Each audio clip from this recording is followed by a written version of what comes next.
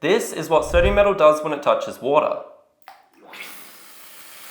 So, I'm in a bit of a pickle here. You see, I thought I'd make a real bath bomb using sodium because it explodes in a very special way that makes it less dangerous than it looks. But after doing this test, something dawned on me. You okay? Yeah. That's not good enough for me. So I went searching online for how to make it actually interesting, and I came across this book. I thought this looked cool, so I purchased it. It's super detailed and scientific and shows how elements naturally occur in the wild. This is sodium as it naturally occurs in the wild. It gives a whole new meaning to bath bomb. Now, I know it sounds like I'm going to teach you how to make a bomb, but this is actually a pretty common science demonstration on YouTube. And because there's no solid shrapnel, I'm safe with wearing this face mask. And according to the YouTube guidelines, it's fine as long as I'm not trying to kill someone with it and it isn't a weapon. This is clearly a duck, not a weapon, so YouTube wouldn't age restrict an educational video like this. So the first step, I need to find a rubber duck. They're a little difficult to obtain though, because I have to get them when my neighbors aren't home. Luckily they don't lock their door, so I can stealthily sneak right in and start locating where their ducks are at. Unfortunately for me, this turned out to be my parents' house and the children were home. I got the ducks. Stop looking at the camera, you're not supposed to notice me. It was an ugly battle, but in the end, I got my rubber ducks. So now I just need to add my sodium. Turns out I don't actually have enough sodium. So I first tried buying it from Etsy, which worked, but then I got this weird email rejecting me in Russian. Something about it being illegal. So I then tried this outdated website made in 1300 BC, and they wanted me to sign this form saying I promise I won't make drugs with it, but that goes against my principles. Which means I have to make sodium metal from scratch, which is pretty difficult because this stuff basically doesn't want to exist. So what is the best method to make sodium and turn it into a duck without it exploding in the process? Let's enter method 1, the thermite reaction. I first did this method 8 years ago. Back when I was 12, I had the brilliant idea to obtain pure sodium. Now don't worry, I was a responsible child. And I never made any bombs as a child. But what I did do was make some sodium metal. Apparently, if you go to the hardware store and steal some drain cleaner and fire starters, you can just burn the two together to make sodium in some sort of weird thermite-like reaction. It burns really brightly and forms these weird dirty pieces of slag. Then placing into water, and it sadly didn't explode. Trying a few more times, and it looked like it was beginning to work.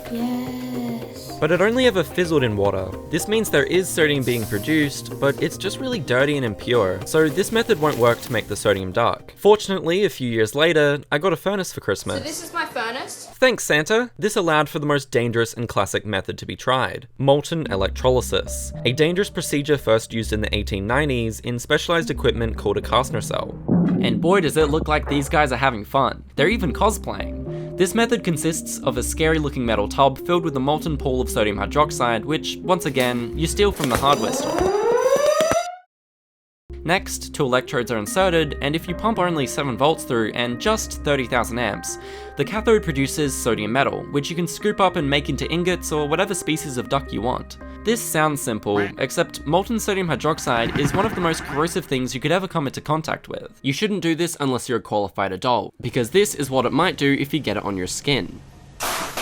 It explodes, burns, and eats you all at the same time. So when I was 16, I wanted to try it. Sadly, you can't find any of these giant metal tubs on eBay, and Google didn't know how to get them either. But don't worry, for I have a solution. A metal lid without a lid. Now, I know it looks sketchy. I don't know why it's doing that. Oh, gosh. But you can see, it is actually forming some sodium metal. However, without the professional setup, it could only produce sub-gram quantities.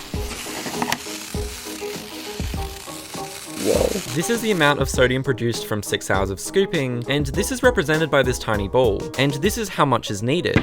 Not enough to make a forbidden bath toy with. There needs to be a better method, and a safer one. Enter method 3, the 1,4-dioxane method, which I would like to call the cancerous method. I first saw this method presented by Nurdrage. This is similar to the first method, except it includes this nasty liquid chemical called 1,4-dioxane to separate the sodium from the dirty thermite slag, and this is classified as a group 2B carcinogen. Now I don't know about you, but I don't have this cancer-gifting chemical just sitting around in my kitchen, and to make it, that apparently requires sulfuric acid, which I also don't have in my kitchen, and I looked everywhere, in all the cupboards, even the laundry, but turns out the Australian government doesn't usually sell it to people like me, so this left me with no option but to make some homebrew sulfuric acid. Hydrochloric acid, sodium metabisulfite, going through this hose over here, for the gas to be bubbling through this tube filled with H2O2. This went almost as well as you'd expect.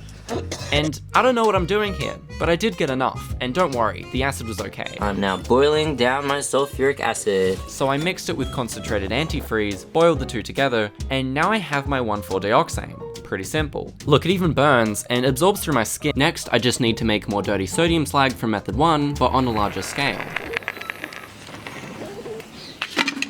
And without shoes. That's very important. Wearing shoes reduces yield. The hell is that sound? Popping.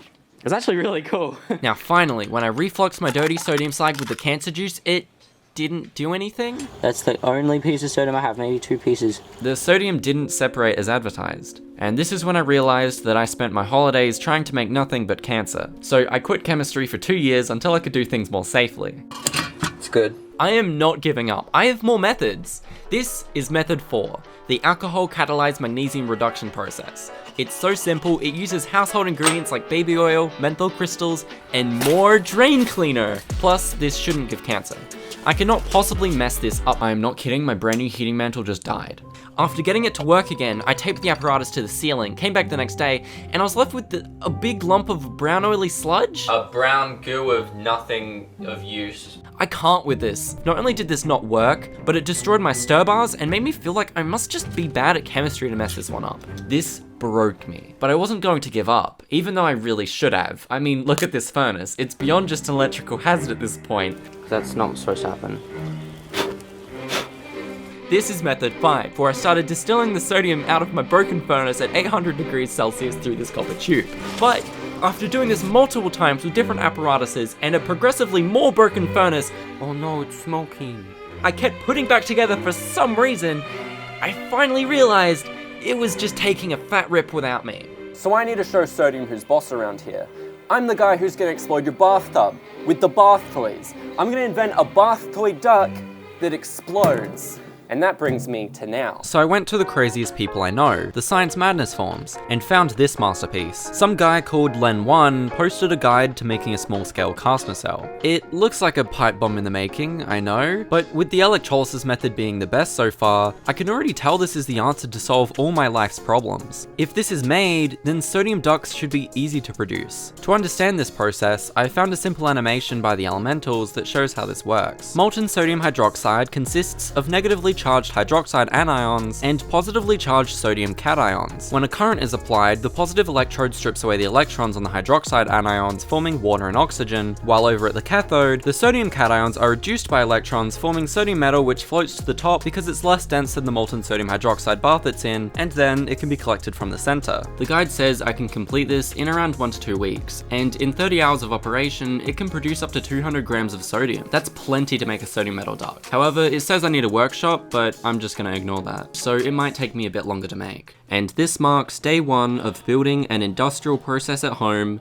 the castner cell. The first few things I need is a large steel pipe, a thick steel bottom piece, and a steel stem. Together, these form the cell body. And the quest for metal pipes begins. I can get the stem from the hardware store. That's easy. And I also got these extra pieces to connect the cathode later. But I'm not so sure where to get the large pipe, and I've never bought steel before. And I got a little lost looking for it. So the first place I'd like to try is this junkyard. They have everything here, even McDonald's. And this man hanging from the ceiling. It's a very interesting place. After looking around for a bit, I couldn't find any good metal pipes. So I spent an entire day clicking on these ads for metal pipes in my area, and I finally found the pipes I could bond with. And now my metal parts arrive in a few days. But I don't know how to weld. I don't know what I was thinking. Oh my god! So I'm just gonna wing it and hope this super dangerous procedure turns out alright. So I went back to the store and bought some safety equipment. Now the guide I'm following also says I need something called a cutting saw to cut the pipes to size. So I went exploring and bought this one, but apparently the pipes arrive pre-cut. So forget I ever made that mistake. It's not sitting unopened on a couch right now. So I'm ready to do some practicing and put on my apron. Okay, I'm ready. Now I can practice my welds. The goal is to just draw a few, and I immediately sliced my leg on the sheet metal I placed down. So I decided to remove that sheet metal and continue welding. And now my table is burning. I think I'm burning my table. Oh my god. What? Now in case you don't know anything about welding, I don't, it's not supposed to look like that. There's just way too much splatter. And after many attempts later, it looks like bird shit. got all this white stuff around it. But it looks okay after cleaning it, so I think I'm ready to weld the pipes together. It's now day 26, and I'm ready to build the castner cell, but my desk is 2 inches short of where I want it to be. It just wouldn't budge. That's better. To make the main body, we need an 80mm wide steel cylinder to form the cell wall, a taller 50mm wide steel cylinder to form the collector pipe, and whatever that was. These pieces apparently go together in this fashion. For now, I'm gonna focus on connecting the big pipe to the base plate by cutting it and welding it. So let's get prepared for this build and put on some fitting music. Not what I'm going for. Oh. Gang, Minecraft. Where did I get this disc? Diamond doors. Creepers, diamond. Oh, Minecraft Steve. Whoa. Oh, right, it's here. What the hell? You know what? Forget it. I'm gonna make my own music with the natural sounds of metal. Now, I know you may consider this to sound, well, kind of bad, but if you listen just real closely,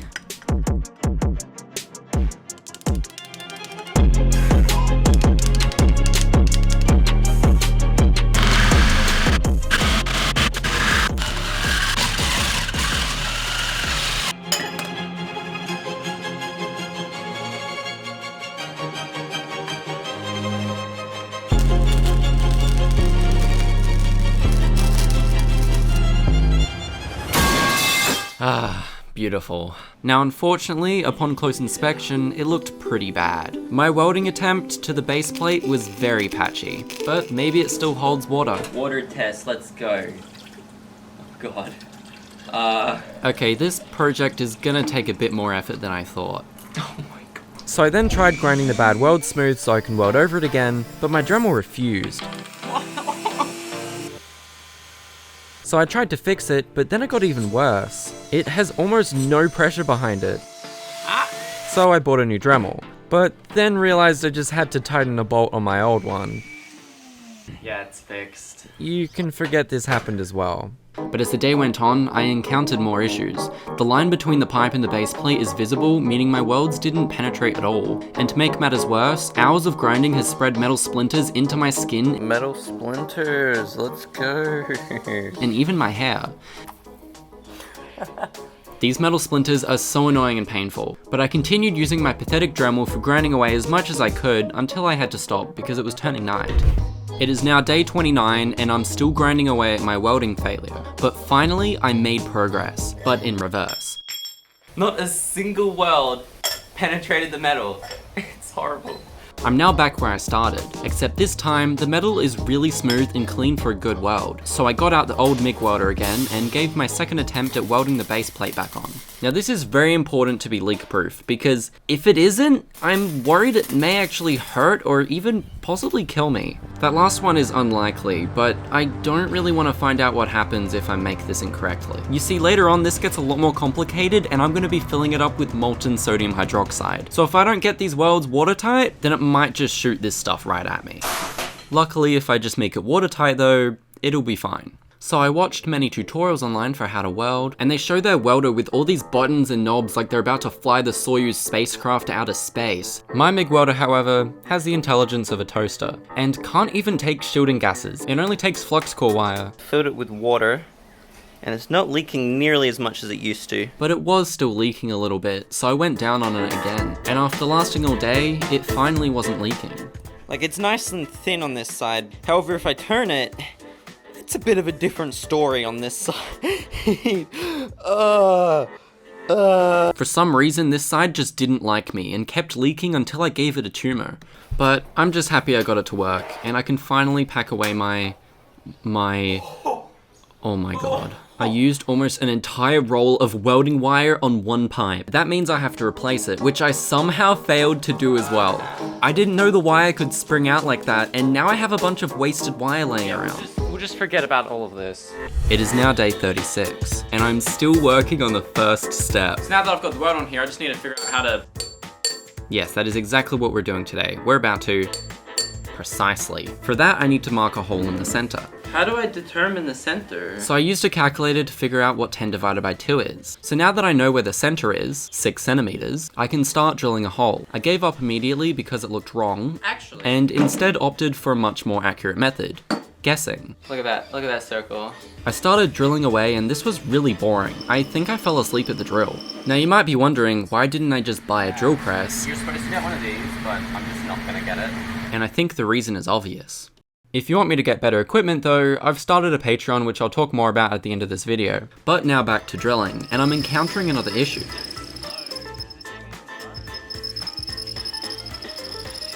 This isn't even sharp. And I'm pretty sure it's not supposed to do this.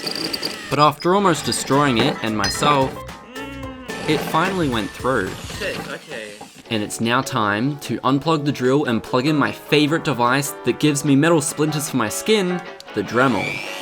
And so I started grinding the inside of my hole, but I quickly changed plans. Okay, so I don't have the right equipment to make a perfect circle, so instead of getting the right equipment, I'm gonna try my own method. Now I think it goes without saying, this is either the most genius or dumbest way to drill a large hole.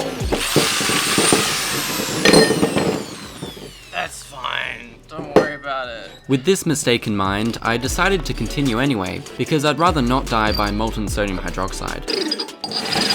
Now that I've penetrated all the holes, I whipped out my special and spiky Dremel bit to finish it off. I'm gonna around the entire thing.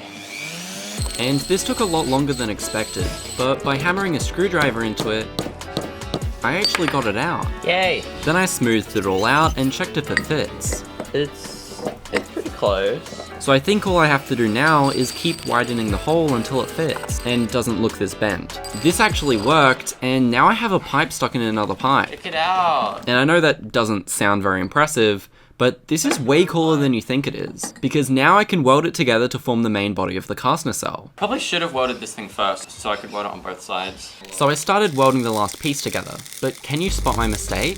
That's right, this is a galvanized pipe, so it gives off toxic zinc fumes as I weld. If I accidentally inhaled some of these fumes, I would get metal fume fever. So I'm doing it outdoors, and it's only a small weld, so it's not much. But can you spot my other mistake, which I didn't account for? What? What happened? I didn't know this, but apparently you need to establish a weld on both sides of the part first, otherwise it can warp the metal and resulted in my stem being slightly bent, despite it looking straight before. It's way off axis. So now I'm just stuck with a bent pipe. As annoying as this is, it's not a huge deal. But like before, my welds are far from being waterproof. You can see it's only just a tad bit wet over here. My idea was that if I just keep throwing molten metal at it, then eventually it'll have to stop leaking, which ended up looking like this ugly thing, but I kept going because it still wasn't watertight. And at this point I realized I was doing something very wrong. If you watch any video online of people welding, they always use these angle grinders to clean up the weld. I already knew this, and it may be a surprise coming from me, but I am terrified of power tools. Angle grinder? That's way scarier. Man, I thought this was gonna be cool and fun, but this is just scaring me now.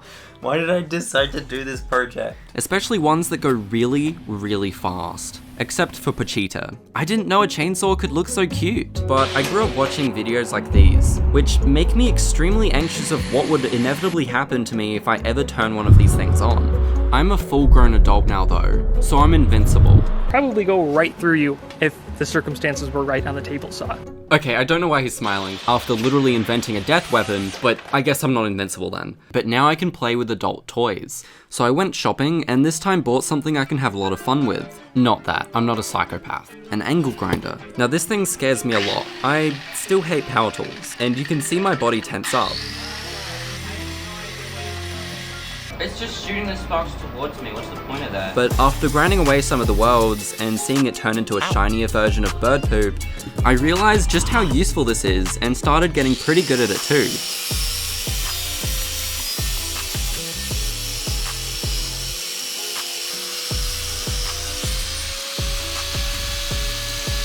So, in a desperate attempt to fix the leaks, I resisted the urge to curl up into a ball away from the very loud power tool, and grinded my welds like there was no tomorrow.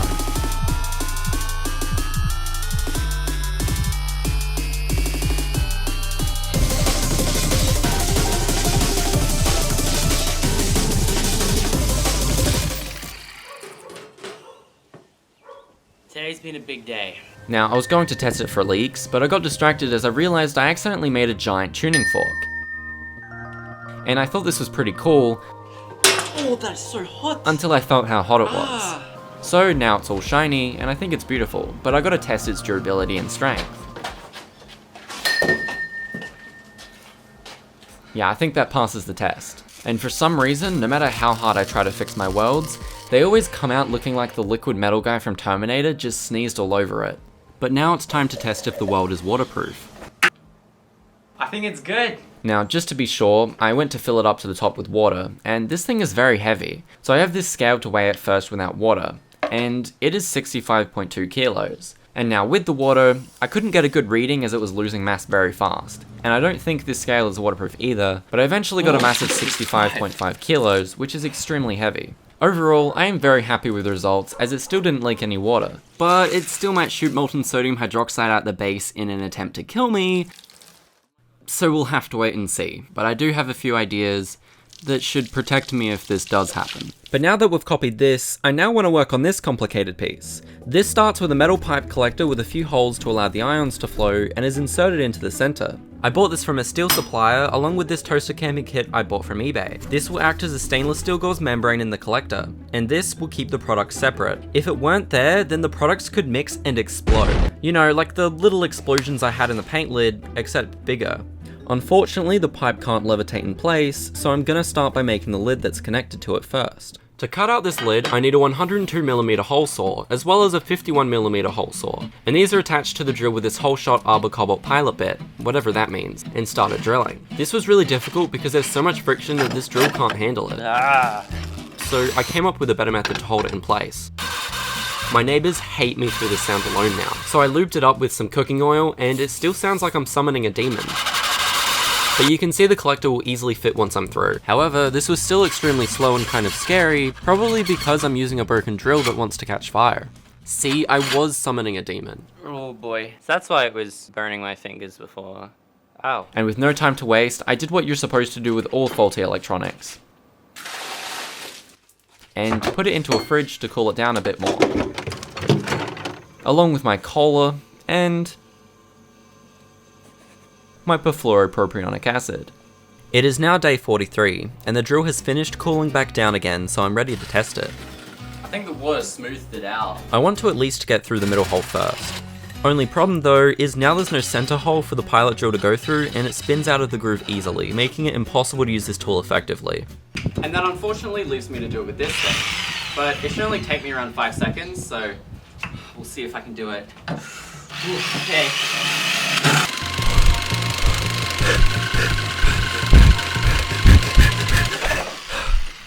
Whoa, I'm so fast. Now I'm really happy with how these parts go together so far. You can see there's a little gap where these are supposed to be welded, but I think my welding skills can manage it. And it's now time to put those holes in the collector. And I was having a little trouble drilling the pipe, because well, it's a pipe. So I decided to hold it in place. And I don't want to admit it, but drilling just 8 holes took me 2 days with this drill. Mostly because I gave up the first day. Pretending to be dead means I don't have to face the consequences of me doing this project. But I continued the next day and drilled until it was all complete. That's all the holes. And now I want to make it shiny. And look at that, it's all shiny. Now the most difficult part of this. I somehow need to make this nickel plate anode, but it needs to be electrically isolated from the cell too. So it's not allowed to touch the main body, the collector in the middle, or the lid. So how is this even connected? I can't see, but I assume there are holes in the lid for it to pass through and connect to that top thin plate to hold it in place. So these screws must be isolated from that thick lid. So for all of this to work, I need the plate up here to have a large gap so that the plate doesn't electrically connect to the collector pipe right here. This piece down here to be welded to the collector pipe. And then we have this second hole here for isolation from the cell lid. Now there's obviously no support structure here, so this entire thing, including the anode down here, will all just fall straight down. So that means I need to add support insulators between the plates that I will be able to have a large hole right there that the screw can pass right through without touching the sides of the lid. And that will hold the whole top plate up. So this might get super finicky, but I should be able to make it. So this is the largest nickel plate I could buy. It's too small, but I thought I'd do a pro gamer move and do it diagonally, which ends up fitting the dimensions I need. I haven't figured out how I'm gonna bend this into a cylinder yet, but I gotta cut it out first. I think my jigsaw hates me. Oh, I have metal cutters. I'm so silly. So back to my favorite tool. We have done so much bonding together, so much that there's probably still metal splinters bonded to the inside of my arm. That was annoying. So I replaced the disc, and I think the Dremel just doesn't like me. So I went for more traditional methods of cutting. This sucked. But after persisting through a bit longer, I came up with a better idea. That's right, a gardening lopper. For some reason, this didn't work either. So I had no choice but to upgrade to my foot. I mean, the angle grinder. And it actually worked. Finally. And so this is the nickel anode I'm left with so far. It's a little rough, but I think it will be fine. Now I gotta bend the nickel plate into a perfect cylinder to be placed around the collector. And what other logical way to do that than by hand? This was surprisingly tough and didn't give the best circle, but maybe it'll be alright. This is what I've ended up with, and you can see it separates a bit, so I somehow need to weld it together with nickel. Problem is though, I don't have any way to do that. The guide I'm following uses a spot welder that I don't have, and they cost thousands. So my first idea is to use nickel plates as an electrode on my welder. It doesn't seem to do much. I mean, it does do that, but it's not strong. And I started getting a little frustrated. Or maybe I was having fun, I can't tell. So instead, I have a brilliantly terrible idea. Back when I made my Nile Green videos, I played around with a microwave transformer I modified to melt metal. Well, I still have it, and I think it might just work to be a spot welder. So I'm gonna test it by pushing these screws together between scrap metal plates, and hopefully the current will melt it in a spot to weld the plates together. Like that.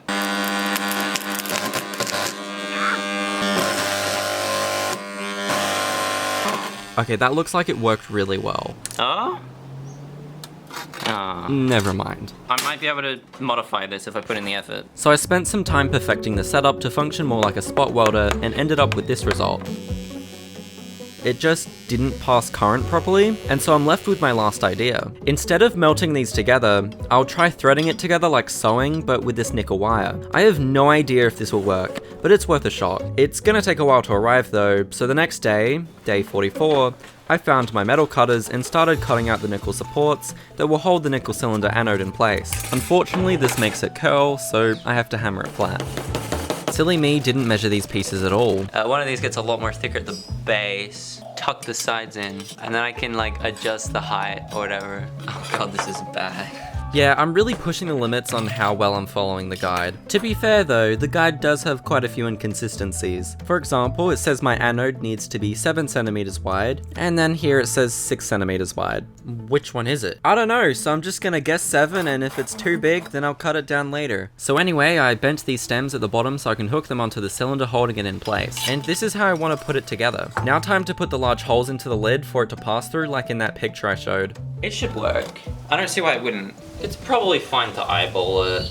I started drilling, and this went pretty smoothly. A few mistakes here and there. I think I'm doing it. Holy sh! Had some fun. Ah. I made a cement mixer. And now the screws fit in pretty good, but just to make sure, I then widened the holes some more with my Dremel.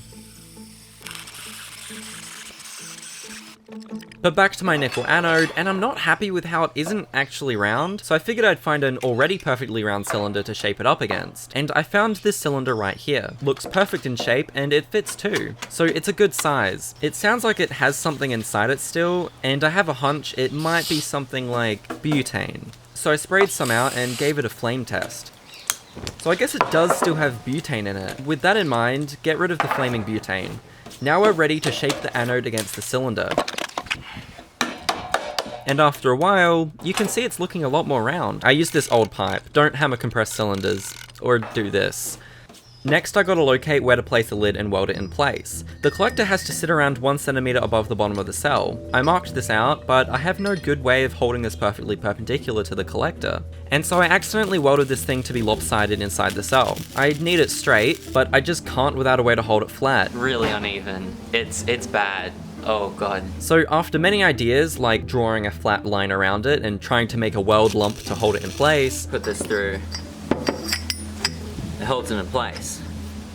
and then welding nails into it, Oh my god. with the idea that these nails could be bent for adjusting the lid, and it almost worked, but it really made it look like something you'd find at a crime scene. What did the other guy do that didn't require him to make a murder weapon? It's bad. It's really bad. So I destroyed it with a hammer and angle grinder, and finally came across something to hold the lid in place properly. A plastic cup. It just happened to hold up the lid to the perfect height, and I settled on the somewhat stupid idea of welding this while on this melting plastic cup. It survived just long enough for me to continue welding the rest of it on, and it wasn't perfect, but I think it'll be okay. It does sit nicely in here, so at least I got that part right. Next, I just need to put these isolated screws in place that will hold up the top lid. Just had to drill these holes really close to the edge, and as you can see, I don't think it fits. It doesn't fit. The problem now is these nuts add an extra diameter closer here. So I came up with an idea. I made little dents into the side to make room. And moment of truth. Oh, that's good. It rests on those nuts quite well. Okay, that can easily be taken out of context. I'm really happy with how it basically slots into place and looks like a weapon. Reload. Let's get the top plate now. Yeah, let's move on to the top plate. For this, I marked out roughly a 11.5 centimeter diameter circle by tracing this pipe on some sheet metal and got ready for cutting it out. Wait, something's wrong. That's more comfortable. One important thing that speeding this footage up does is it hides just how bad I am at this. I somehow break everything I touch. Don't worry, I fixed it and finished cutting it out. It took me way too long. Now to insert a hole into it. This is what I did a thing does, right? He just goes for it with no shoes. He just doesn't care.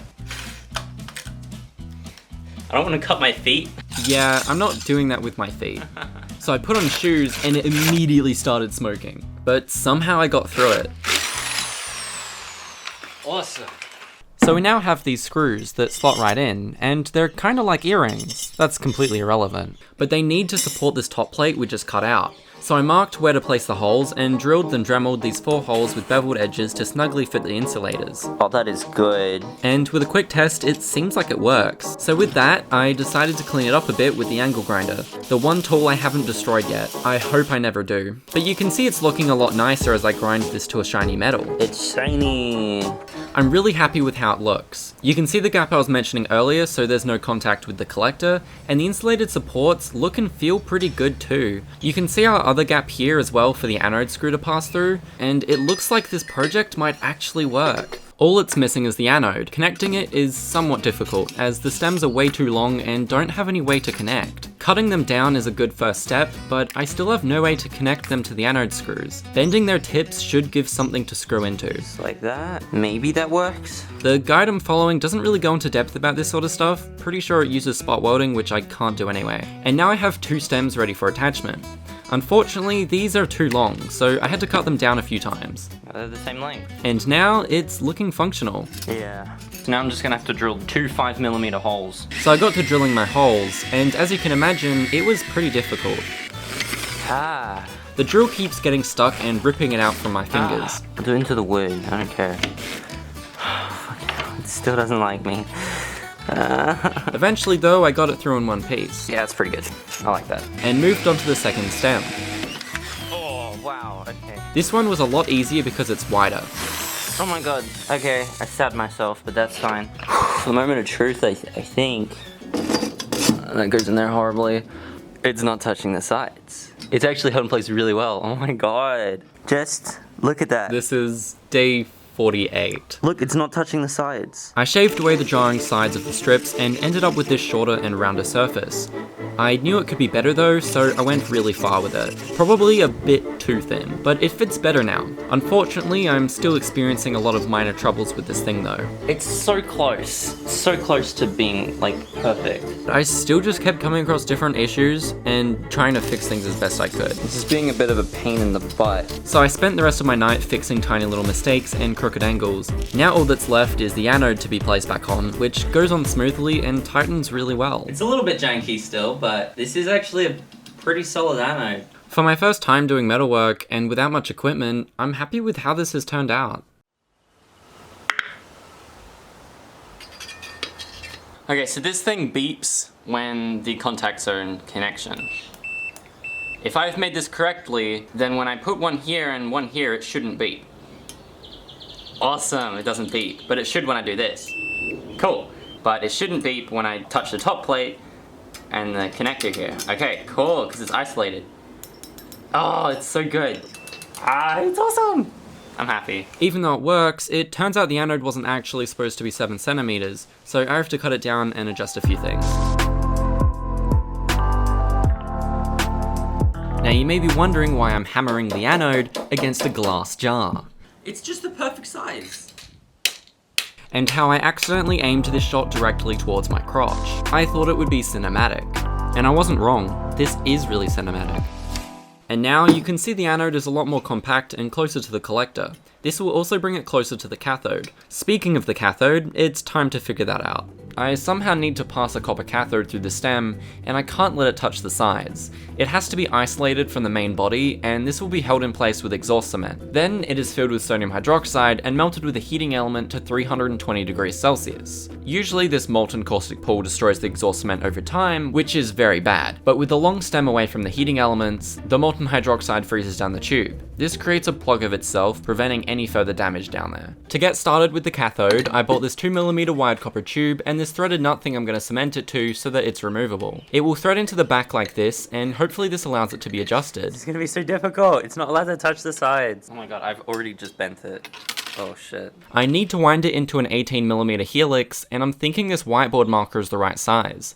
It seems to fit quite well, so I started wrapping it by hand until I had 5 turns. Then with some pliers, I gave it a little turn and straightened it into the center. This gave me the helix shape I needed, and I'm pretty happy with how clean it looks. Testing how well it fits, and it looks like it has a lot of space, which is good. This is far too long though, so I need to find where to cut it down. Yeah, I'm giving myself some excess. I then placed it into a retort stand to hold it in place right into the center of the threaded nut. I'm gonna fill it with this exhaust cement because it contains sodium silicate, which can withstand the high temperatures. This stuff is way messier than I expected. I don't know if this is gonna work. Oh, it's all liquidy. I was not prepared for how much it wanted to leak all over the place. Why? To hold it in place better, I put on several pieces of tape on the bottom, and after filling it up some more, it was filled to the brim. This stuff expands and hardens when heated, so logically, I heated it up with a blowtorch. This was far too hot and stupid, so I opted for a really funny looking setup. Tip the entire retort stand on its side on another retort and a lab jack. I can just turn up the heat, there we go. And we can heat this up now. And a few hours later, it was done. It's way uglier than I was hoping. And it seems to hold the cathode in place surprisingly well. Check it out, I just made the coolest spinning top ever. It's always nice finding fun in the mundane. Oh yeah. One of the last crucial steps of this project is building the power supply. The electrodes from the cell will connect to it, and this supply will be fed a high voltage AC input. This will go through these high current diodes to output a low voltage but high current output. This high current produces heat in the melt to keep the cell molten. I will make this by rewiring a microwave oven transformer and connecting it to a full bridge rectifier. Then it produces molten sodium, which can be scooped up with a metal perforated ladle. Once I make enough sodium metal, I can then put it in a duct. To get started, I stole this slab from a kitchen benchtop, cut it down and placed all the important components on it. I have no idea what I'm actually doing with this. No, you know exactly what you're doing. You're gonna explode some duckies. This is my old power supply I made when I was 12. Hopefully this looks better. Now I need to do a quick test if it can work. I'm gonna control the primary through this transformer right here. I feel like I don't know what I'm doing. So let's get to building this thing. Woo! You can tell I've given up on the script on this video. Surely I'm close to the end.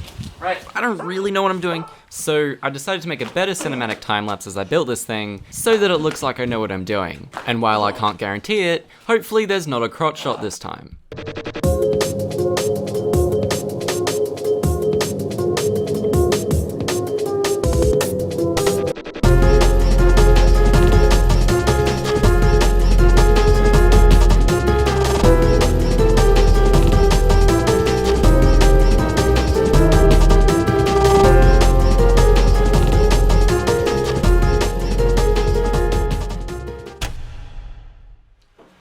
Welcome to my power supply. The most terrifying thing I've probably ever made. I'm gonna turn it on, the fans start up, that's good, I can feel the wind.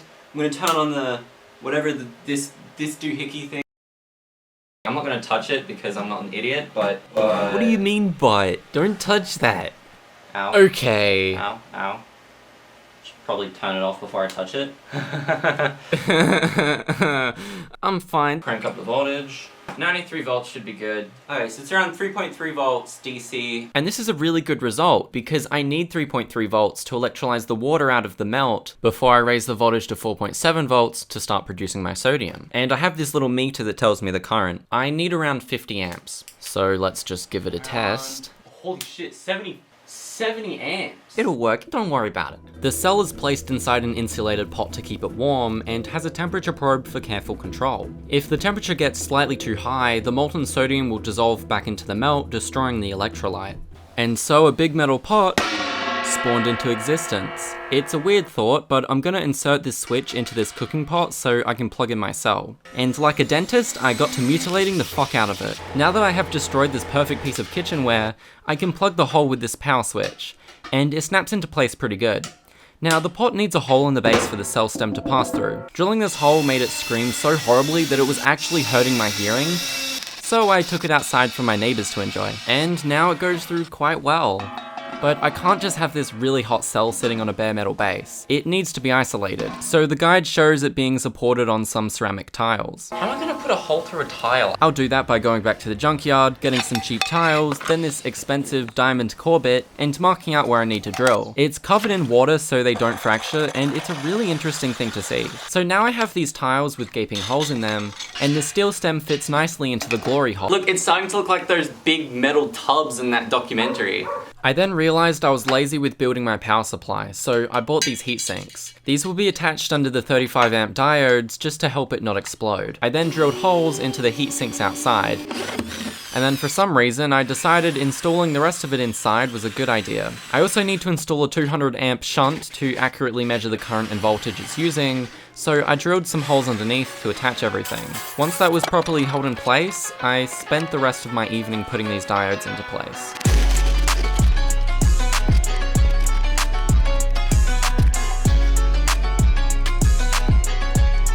And I'm quite happy with how this turned out. You can see the microwave oven transformer, the fans to cool it down, then the 35 amp diodes converting AC to DC, and finally the 200 amp shunt.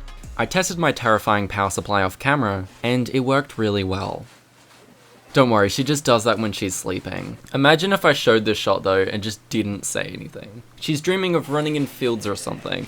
One of the last few things I need is a perforated ladle. So I went searching in grocery stores and thrift stores, but they all needed to be much smaller to scoop up the sodium, until I found this really long stainless steel spoon I can modify. The other important thing I need is a heating element with fiberglass insulation housed in a heat shield surrounding the castner cell to keep it warm. So I went back to looking in different thrift stores for items that could qualify as a good heat shield, but nothing was good enough. Eventually I found this stainless steel flour sifter in a cheap as chips store right next to where I found the spoon, and I measured the size to double check, which seems to fit what I need. Finally, I think I have all the main parts I'll need for making this sodium duck. The cell wall, the collector with the anode, the metal pot, the power supply, this flour sifter heat shield, this metal thing I wasted my money on thinking it could be a heat shield, these metal measuring spoons I can repurpose as a lid to prevent air from getting in, and finally, this long metal spoon I'll turn into a perforated ladle for collecting the sodium. Then, I can make enough sodium to turn it into a duck. Fuck.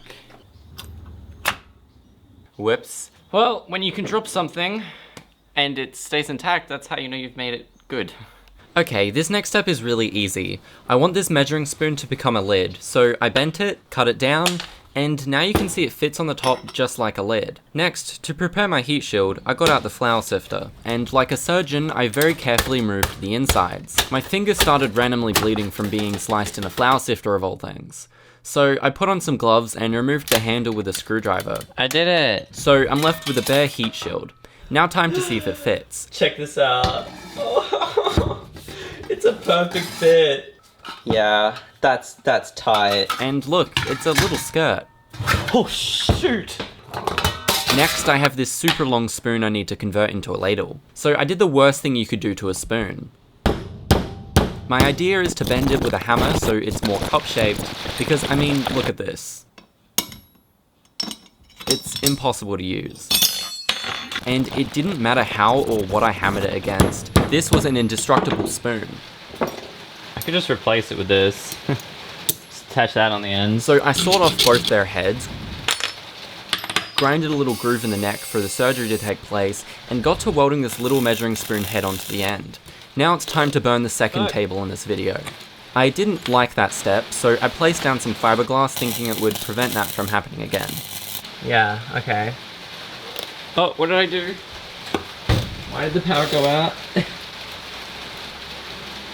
And it's back. Why did the power go out? I thought it was you. No. It's definitely you. It is all coming through one power point, so maybe that's it. Every time that happens, I think you're dead. Sorry. And I got back to welding. This is the end result. A nice shiny spoon with a new head. Gotta put it in and, yeah, collect my sodium. Now I just need to perforate it. I gotta drill a bunch of holes into it somehow. I don't know, just a really tiny drill bit maybe? And you'd think by now that I'd be good at drilling and learnt my lesson. Whoa! How? But somehow I managed to break the drill bit in half. Anyway, let's continue drilling. Okay, that didn't work, so I changed it for a new bit. Now drilling is a piece of cake. Or I should say, this drill bit has the strength of cake. I keep breaking these little drill bits. Now you may think, why am I gonna be putting a bunch of holes in a spoon that kind of destroys the purpose of a spoon? Well, actually, sodium metal has a really high surface tension, so basically sticks to everything. The molten bath salts don't, so it just falls through. It separates the molten sodium from the molten bath salts. So I replaced it with a larger, stronger bit, so this time it shouldn't. Holy shit! I broke the drill bit again! Maybe fourth time is the charm. Oh, come on! How does it keep breaking? Let's go for a bigger boy, 3mm. This is feeling a lot more stable. What the fuck? Okay, this is gonna have to do. I think this spoon is just cursed. And checking what I have left, this is problematic. I still have to drill tiny holes to thread the anode tightly with this nickel wire, so it doesn't do this. I guess this could work. I'm almost tempted to just drill this by hand. And it's terrifying to see the drill bit bend side to side like this, but it eventually went through without a problem. Now to hold it together with this nickel wire. Using my fingers and these pliers, I managed to push it through and tighten the parts into place. If my drill bit dies at any point during this, I'm screwed. But after a scary amount of time I spent carefully drilling and tightening the anode into place, this is what I was left with. You can see the nickel wire holding it together quite well. You may notice it's missing the stainless steel mesh still, so I got my toaster camping kit, tested the size I need, and then cut it down. With this inserted, and this step now out of the way, I have finally completed the anode, and can move on to installing the heating element. Now I have this old heating element somewhere in this shed, I'm not sure where. And this place must be haunted, because this ghost of a dog came out of nowhere. That was very scary, but at least I found my heating element. So I rolled the cell in fiberglass, cut it to size, and held it in place with these hose clamps.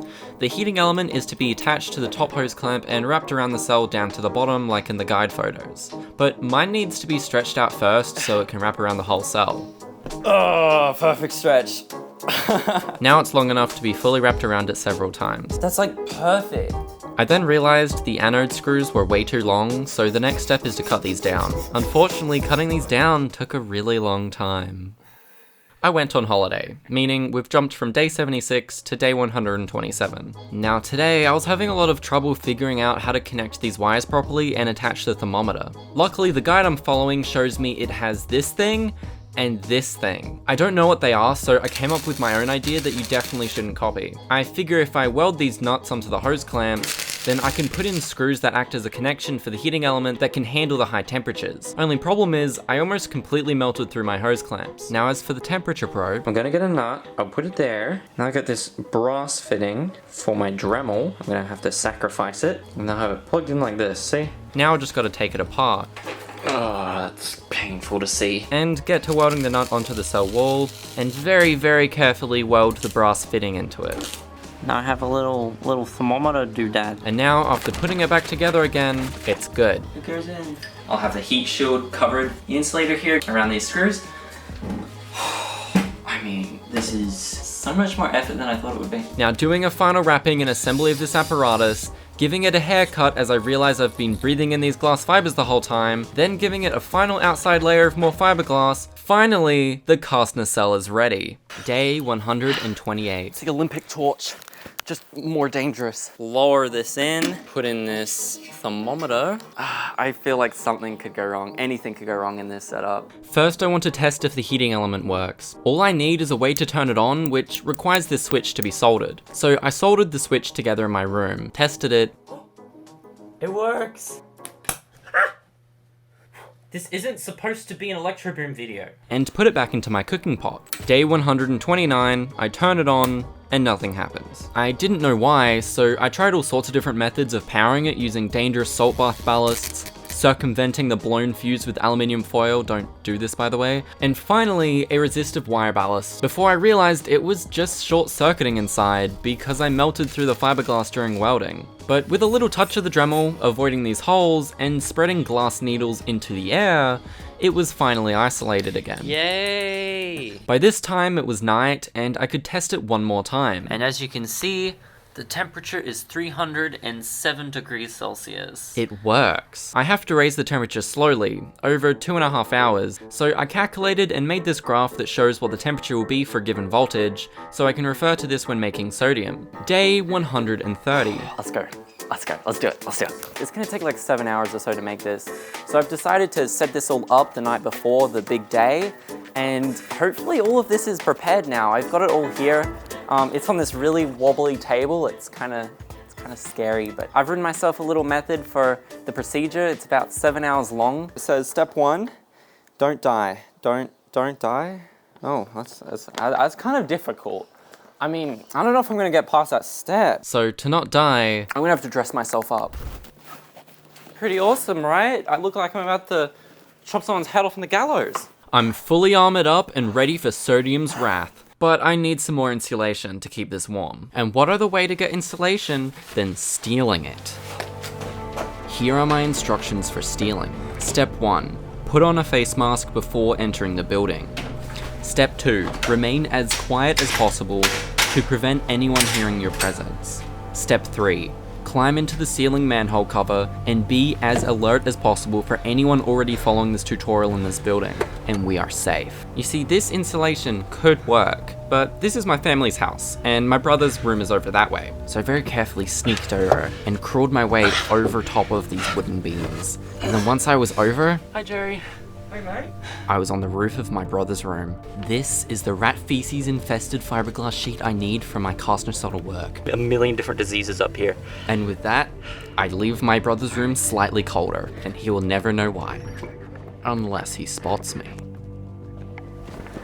Of course. I successfully got my fiberglass and wrapped it around the cell.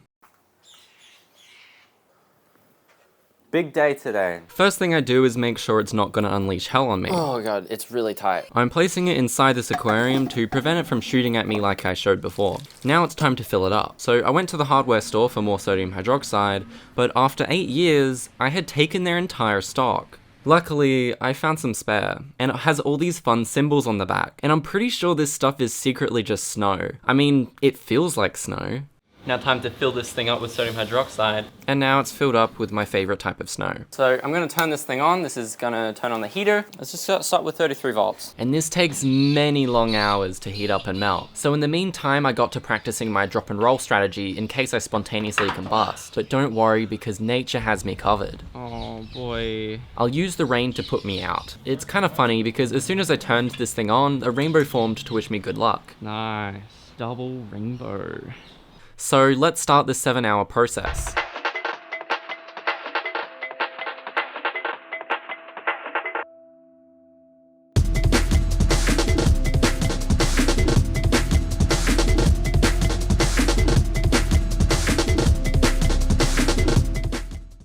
So I've just checked it and it's just finished melting. But the molten hydroxide isn't covering the cathode, so I need to fill it up with some more and let it melt back down again. Now it's ready for electrolyzing residual water out of the melt. So I gave it a little current and waited to see what happens.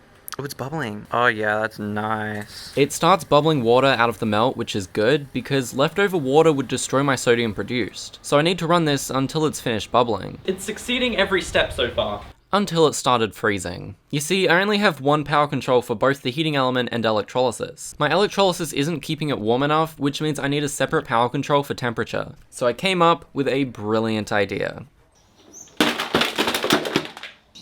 I bought this old vacuum cleaner for 30 bucks because it has this high wattage AC motor speed controller, which scarily spikes in voltage by the smallest movement, but it seems I can use it with this heating element if I'm careful. So I got to shoving all the vacuum electronics into this small plastic container for safety and to compact it. I can adjust the voltage on this side.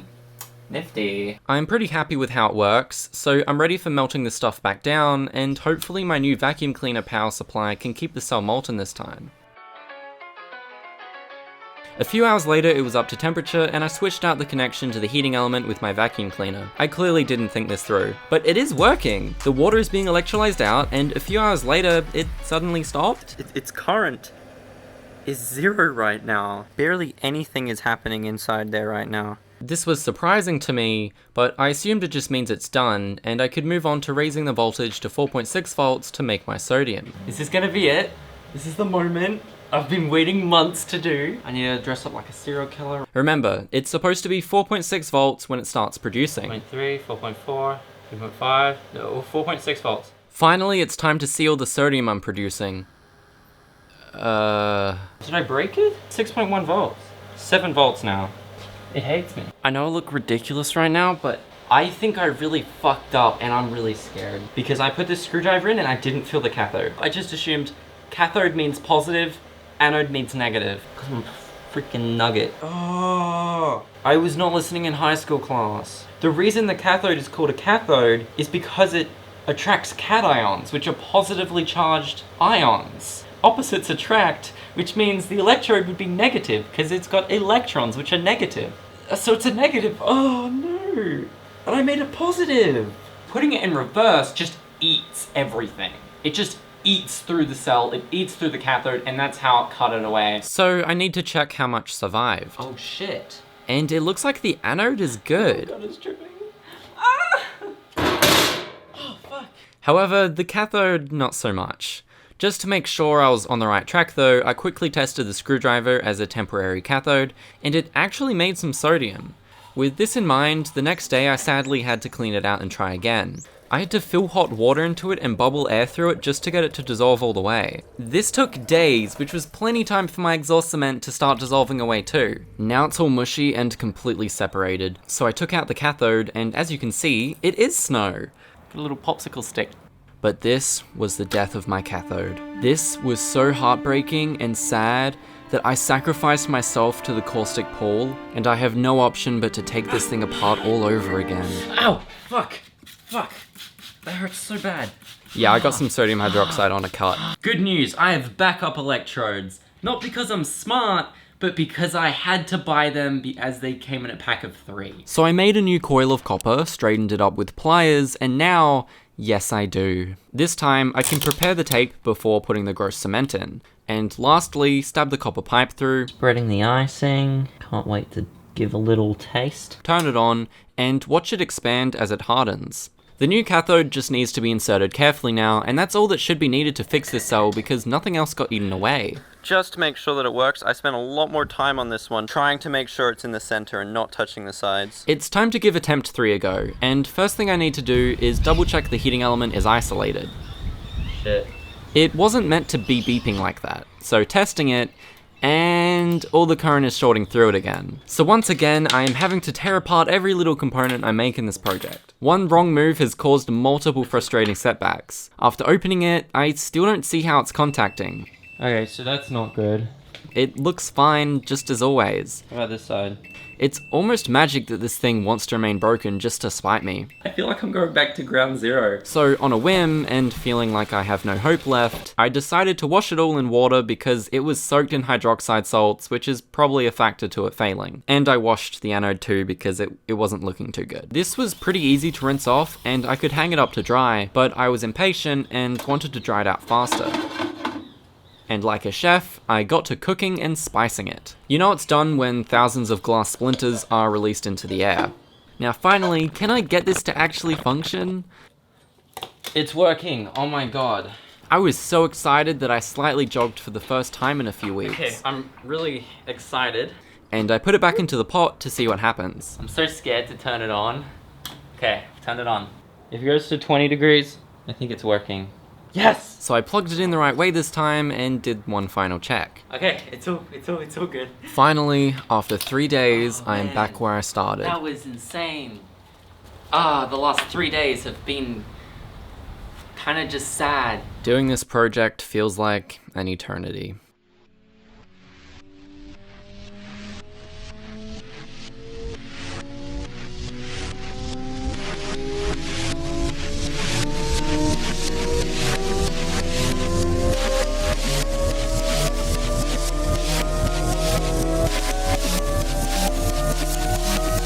It did not work out tonight. I did not prepare my apparatus for corrosion of the bolts on the outside, so when they corroded, it made it impossible for loose electrical connections. So I replaced the bolts, and this time tightened the connection with a nut so it doesn't rust all the way through.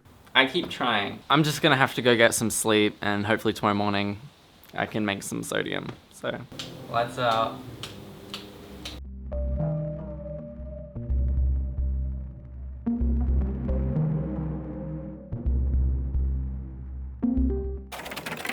Morning. Let's make sodium again. So I immediately turned on my blowtorch and started dancing. There's no reason for me to do this, except have some fun in the big day ahead of me. I melted the inside using a blowtorch because the hydroxides tend to get stuck in the cathode. I also had this much better PMW temperature controller arrive, which I can replace the vacuum controller with. And it seems to have a lot more control than the vacuum one. So I made another housing for this one. My little knob device. My little, So after filling it up some more and turning it on, Boop, boop. I'm hoping I can actually make sodium this time.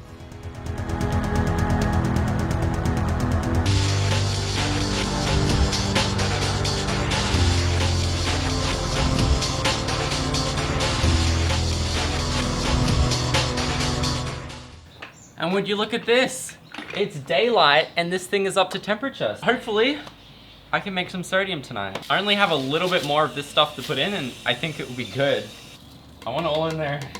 The full kilo. Now I just have to wait 15 minutes and hopefully it should all be melted, I think. I was very wrong. I keep having to melt it down because the cathode needs to be 4 centimeters deep below the melt, which I can measure by dipping the ladle in and measuring its depth. So now that it's 4 centimeters deep, I can move on to the next step, which is electrolyzing this thing. I need to plug this thing in. There's no safe way to really plug this thing in, right? Now I know this does look like a bit of a scary device. And then read the voltage through. That was not planned. And within 2 minutes of its life, I completely toasted it. What are you doing, cursing the electro boom? Why'd you do this to me? Luckily, I still have my shoddy vacuum cleaner I can return to, and I powered up the settings for electrolyzing the residual water at 2.3 volts once again, and you can see it start up. Don't breathe that. I think I just have to wait until that stops bubbling. 1 hour, 2 hours, 3 hours, 4 hours, See, there's some sodium on the edges? and finally 7 hours. I could probably put some Coca-Cola in there and you wouldn't be able to tell the difference. Now I'm just making my paraffin oil bath. This is where the sodium will go into. I'm really hoping I can make this duck explode soon. It's just time to get my safety equipment on. Oh, okay. I'm all dressed up. Now checking the core temperature, and it's in the right range. Let's crank up this voltage. So 4.7 volts at 23 amps. I am seeing nice globs of sodium starting to form. Oh, do you see that? How it combined into the sodium? For the first time, I have finally made some sodium with this, and now I just gotta collect it. Oh my god. I have a bowl of sodium. And the ladle seems to work too. Oh, there it goes. Zoom in. Look, that little guy right there, that is progress. Let's make more.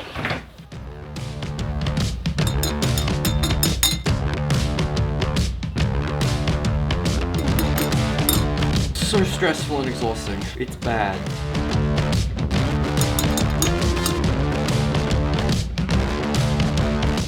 "4 a.m.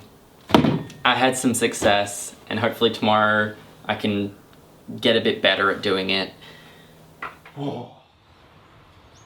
Day 141. Okay, then turn this on. I still need a lot more sodium to make a duck, so I added some more hydroxide into the cell because the sodium was sticking to the mesh the last night, making it difficult to scoop up my sodium. And while I wait for this to melt, I think it could be interesting for me to show you just a brief tour of my setup. So this is where most of my displays are at. On the right here I have a thermocouple temperature sensor that's hooked right into the castner cell. In the middle here I have this red variac, which when I turn it, it gives me a different voltage output that I can plug into basically anything. And I've got it plugged in right over here into this big power supply I've made, which converts this high AC voltage into a low voltage but high current DC output, which then plugs straight into the castner cell through the base and over the top for the cathode and anode, and that gives me the reaction I need to produce sodium metal. And here on the left I have this multimeter display telling me how many volts is going through to my heating element, and that is being powered by this motor control that I got out of a vacuum. And then of course I have my heating plate over here to heat up the paraffin oil to 140 degrees Celsius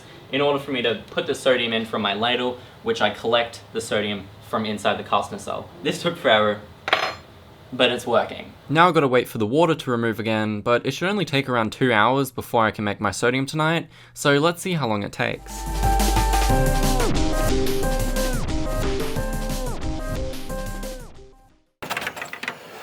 Ugh, how long has it been? Too long. That's the answer. There's birds above me. Left this thing on till 5 AM just to electrolyze the water out of it again. I'm feeling confident that I can just turn this on, melt the stuff, make some sodium. So let's do that. Turning that on. For attempt 5, the inside of the cell formed this really strange bluish green hole when cooling overnight, so I think it'd be interesting to see how it melts.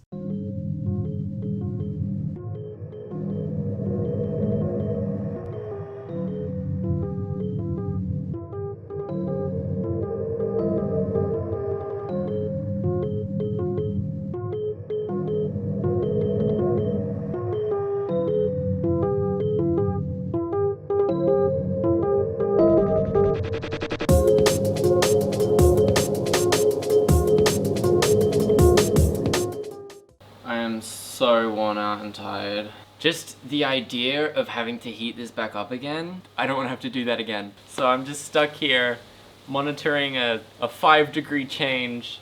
I'm not allowed to fall asleep. I have to just sit here like a factory worker. But after some time, I can check in on the sodium, and I'm happy to see the size of the sodium forming, and I'm ready for collecting it.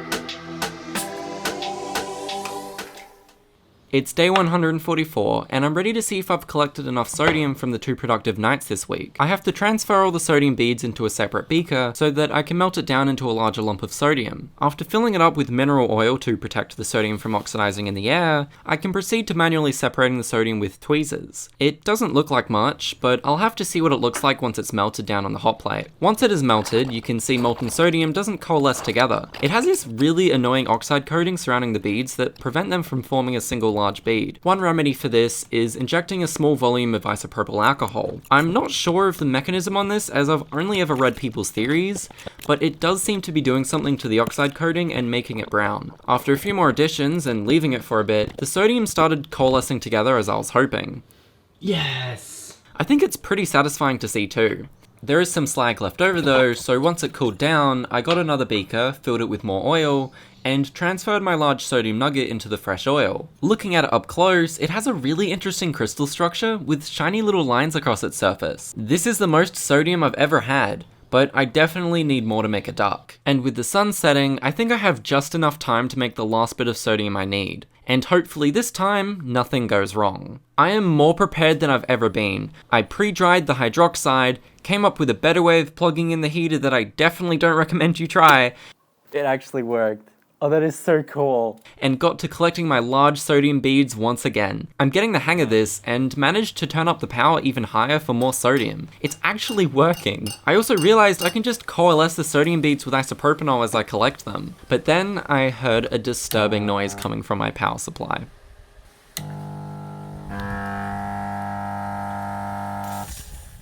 And just like that, it was dead. Frustrated, I got to taking it apart to assess what the issue was and if I could fix it. But the more I touched it, the worse things got. So I unplugged my power supply because it died. That's really sad. And you may be thinking, Zach, how can your night possibly get any worse? That's how. But there's a lightning storm. Oh, my power supply is getting drenched right now. Just look at that. This has got to be the darkest timeline. Molten sodium hydroxide and sodium is still in the castner cell, and I don't know what to do about it. Everything is wet. I'm only making an element that explodes on contact with water. Despite this, I continued working in these conditions even after getting shocked by wet power switch. I just really wanted to fix my power supply and make the rest of my sodium, but Mother Nature just really didn't want me to. And I need somehow to... Holy shit! Oh no. Oh god, the lights went out. It's now day 146. That's a lot of rain. That's... Oh no. Oh. And I still haven't decided what I should do, but I should definitely move this power supply out of here. I brought it inside and decided to do a complete replacement of all the diodes because they were toast. And I just hope that this is fixable and that everything else still works. Fix it. I'm pretty sure it should work now. And checking on the weather, it's still too wet. So I waited till it was dry. Day 147, and it's looking good for me to give one last shot at this. I have to do this in a rush because I have a limited time in the day to follow the procedure, as it takes absolutely forever to heat up the cell. And this is very tiring. Once everything was outside though, I could put it back on the flimsy table and watch the new gross colored hydroxides melt. Oh, there it goes. Oh, that was cool. Now that everything is molten, I can plug in my power supply. Let me just plug in this side. Fucking shit. And that's the second time I've been shocked in this video. But this time I don't even know why. Wait, this isn't even plugged in. What? What the fuck?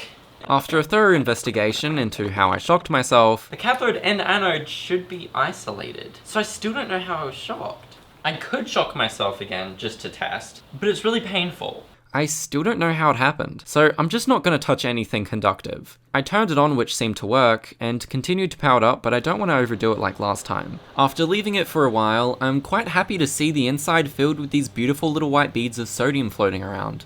It's still not producing anything close to the amount that it should be. It should produce around 7 grams per hour, whereas I'm getting around 10 times less, which I think is because I'm not the best at temperature control. It's extremely difficult to keep this within a 6-degree tolerance manually, but considering how difficult this was to make, I'm just happy it works at all, and hopefully these little beads of sodium will be useful for making my exploding duck soon. And after some more collecting, I noticed the electrolyte was becoming dirty and it stopped producing as much sodium. So in a final push of diminishing returns, I tried to get as much that was left as I could.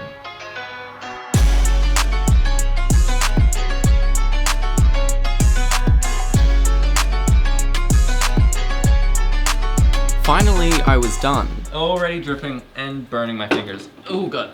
As you can see, the anode is covered in all sorts of colored oxides. I think it's actually quite pretty for something so deadly. And the mesh, well, it's pretty destroyed. Now before making my sodium duck, I have to deal with all this leftover molten waste, so I got to spooning it out with the metal lid, which is probably more dangerous than it's worth for the small amount of time it saves later. I then soaked it all in water for a few days and neutralized it with hydrochloric acid, which turns it into relatively harmless salty water with rust in it. And coincidentally, a rainbow formed as I was packing up this part of the project, just as it initially formed when starting this project too, which I think is pretty cool. But now that I have everything cleaned up, I can get to combining all my sodium beads together to see how much I have. First is a large chunk that coalesced together while collecting it, and the rest are a bunch of small beads that didn't. And it's around here that I'm beginning to realize how small this sodium duck might have to be. Take a wild guess. How much sodium do you think this is? It's definitely not the 200 grams I was hoping for. I got to melting it down again, except this time, I wanted to see if squishing the sodium beads together while solid would friction weld it and help them coalesce when melting,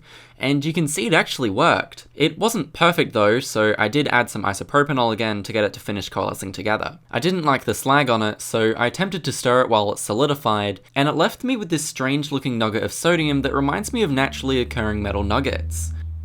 Testing its strength, and it's pretty obviously sodium as it squishes down in my hand and quickly becomes a turd. It's also a very ductile metal. Get it? Get it?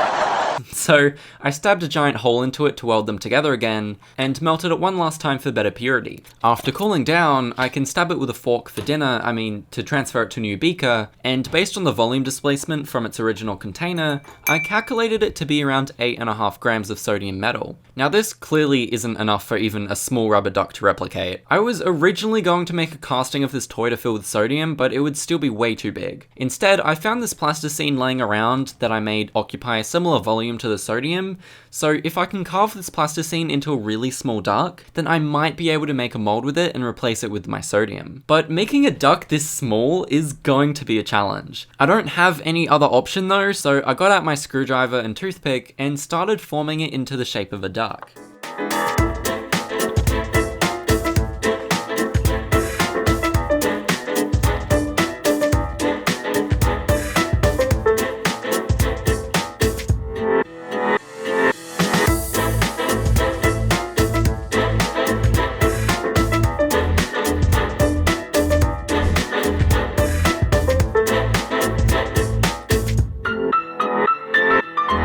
This is my plasticine duck that will become sodium metal. For a size comparison, this is my hand holding the duck. It's humorously small. Look at his little eyes, he's smiling too. So now I just gotta make a mold for it. All I need is some resin and a little makeshift container for my duck to be casted in. Pouring the correct amounts of part A and part B solutions into a separate container, I can mix them together. But this introduced a lot more bubbles than I expected. So I went back to the shed and placed the resin inside a cheap vacuum chamber. Turn it on. It starts foaming up and releasing some of the air inside. After a few decompresses, it started to boil quite a bit. Once it was done, I had a better look at it, and it still had some really tiny bubbles inside it for some reason. It should still work though, so I got to drowning my duck under the thick epoxy resin, which covers it perfectly. This is a slow set mixture to reduce heat melting my plasticine, so I gotta wait a few days for it to harden. And that's the third table I've damaged in this video. But it's hardened up like 80% of the way now, meaning I should be able to cut through this like soft plastic. And having a closer look, it's pretty weird to see my little duck encased in resin like this. And to replace it with sodium, I'm sadly going to need to cut this duck in half, destroying my carving, and hopefully the resin will stay intact and can be stuck back together afterwards. So I got to cutting, and it very satisfyingly glides through slowly as I slice down the middle of the duck's head. Once it's finally all cut through, I'm happy to see it's a relatively clean cut. Removing the plasticine is a bit difficult, but after rinsing in some acetone, I was left with a cavity ready to be filled with my sodium metal, which can be done by placing it upside down and filling it through the hole at the top. Several days later, I got out my mold held together with scotch tape, then got out my sodium, and I'm ready to fill the duck with it. Only problem though, it was way too big to fit the small hole. So with this kitchen knife, I cut through the sodium like it was butter, to be left with these 4 quarters. The first piece fits snugly in, and the second piece can sit on top. Once it's melted down, I'll add the third piece. The fourth piece I used for the intro of this video, meaning I'll be left with no more sodium by the end of this. Now covering with some mineral oil, it's ready for melting down, so I placed it above a heating mantle and let it slowly melt down at 100 degrees Celsius. Once it's all melted, I placed a third piece of sodium in, and that quickly melted into it too. The sticky tape eventually broke apart. Oh shit. But the sodium luckily didn't leak out, so I let it cool down, and after a while, I took it out to have a closer look to see what I'm left with. I carefully broke it open to see what my final sodium duck looks like. Okay.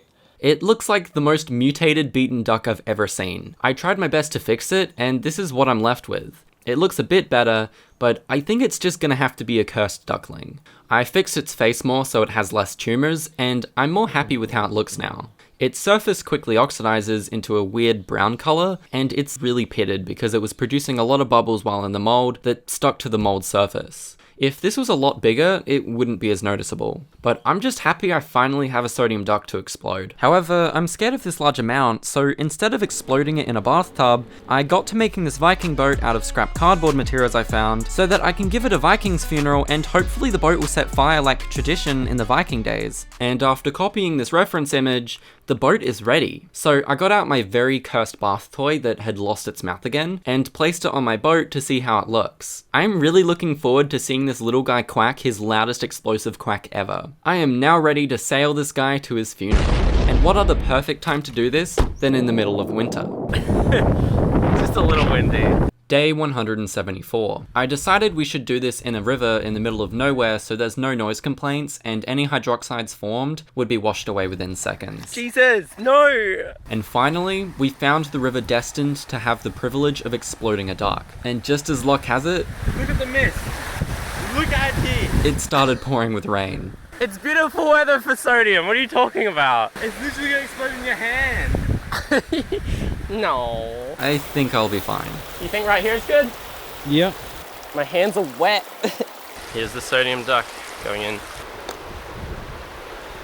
That is so scary. What, we opening the bottle and stuff? Or? Yeah, while it's raining. It's covered in oil, so it should have a delay before it does anything.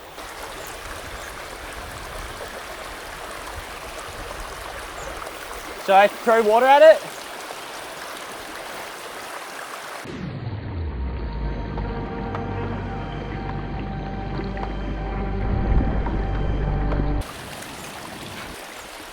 What is it doing?